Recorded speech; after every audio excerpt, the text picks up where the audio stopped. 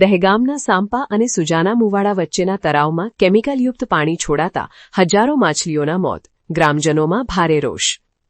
ગાંધીનગર જિલ્લાના દહેગામ તાલુકામાં પર્યાવરણને નુકસાન પહોંચાડતી એક ગંભીર ઘટના સામે આવી છે। સાંપા ગામથી સુજાના મુવાડા ગામની વચ્ચે આવેલા જાહેર તળાવમાં શિવસાગર કોલ્ડ સ્ટોરેજ દ્વારા કથિત રીતે કેમિકલયુક્ત ઝેરી પાણી છોડવામાં આવતા લાખોની કિંમતની હજારો માછલીઓ ટપોટપ મરી ગઈ છે। આ ઘટનાને પગલે સ્થાનિક ગ્રામજનોમાં ભારે આક્રોશ જોવા મળી રહ્યો છે।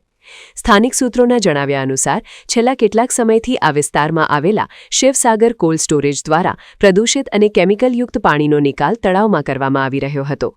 અચાનક તળાવના પાણીનો રંગ બદલાયો હતો અને જોતજોતામાં હજારો માછલીઓ મૃત અવસ્થામાં પાણીની સપાટી પર તરતી જોવા મળી હતી।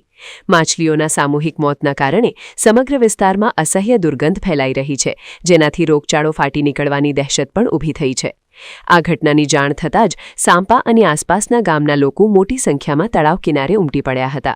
ગ્રામજનોનો આક્ષેપ છે કે કોલ્ડ સ્ટોરેજ દ્વારા કોઈપણ પ્રકારના શુદ્ધિકરણ વગર સીધું જ ઝેરી પાણી તળાવમાં છોડવામાં આવે છે।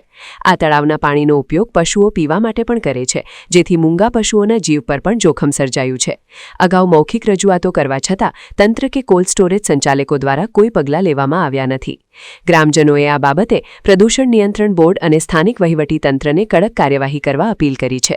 જવાબદાર કોલ્ડ સ્ટોરેજ સામે પર્યાવરણના નિયમોના ઉલ્લંઘન બદલ ગુનો નોંધવામાં આવે અને ભવિષ્યમાં આવી ઘટના ન બને તે માટે કાયમી ઉકેલ લાવવાની માંગ કરવામાં આવી છે। સમાચારની અવનવી અપડેટ જોતા રહો નિખરતા ગુજરાત ન્યૂઝ સાથે। નિખરતા ગુજરાત ન્યૂઝને લાઇક, શેર, સબસ્ક્રાઇબ કરો અને બેલ આઇકન દબાવીને સમાચારની ઝડપી માહિતી મેળવો।